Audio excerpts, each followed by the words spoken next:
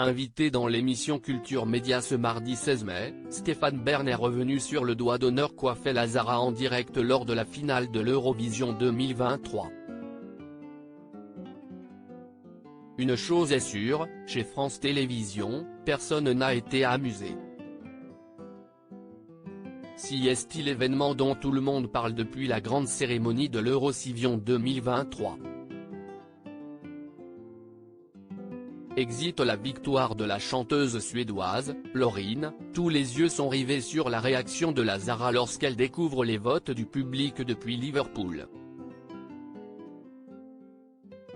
Face à des millions de téléspectateurs, l'interprète d'évidemment a adressé à la caméra un geste de la main, qui ressemblait fortement à un doigt d'honneur. Une séquence qui a fait le tour des réseaux sociaux et à laquelle elle a réagi. Bien que je représente la France, j'ai aussi une double culture. Ce n'est pas un geste négatif, au contraire, c'est juste un geste de déception qu'on utilise entre amis. Après, je peux comprendre qu'outre-mer, ce soit considéré comme un autre geste, a-t-elle expliqué, précisant qu'il ne s'agissait absolument pas d'un doigt d'honneur.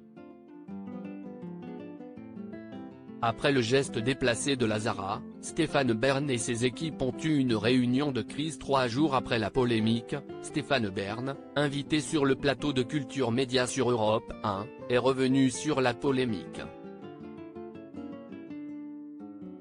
Il y a eu une réunion de crise. Comment gérer ce qu'on appelle du damage control, maîtriser les dégâts, note de la rédaction, explique celui qui commentait l'événement avec Laurence Boccolini. Il explique alors, il y avait Christian Louboutin, le service de presse, Alexandra Redamiel, la chef de la délégation française. Si est là où j'ai appris ce que t'es un tose. Si est un doigt d'honneur en Afrique du Nord. Au Québec, si est générationnel et culturel. Si est sympathique. Mais cette interprétation n'a pas vraiment convaincu. Tu parles, si est double doigt d'honneur en fait, lui a-t-on fait remarquer. On passe auprès des délégations étrangères comme des arrogants même s'il peut comprendre la réaction de celle qui est arrivée en 16e position du classement, il a du mal à accepter que l'image de la France en prenne un coup, elle était déçue.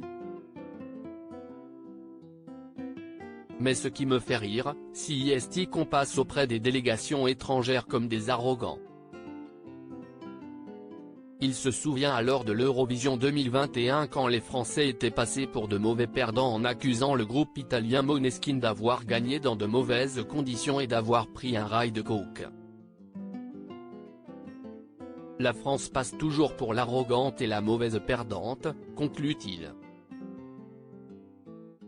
À lire aussi quelle honte, Marie-Myriam tacle la Zara et se dit extrêmement déçue par son attitude polémique à l'Eurovision 2023.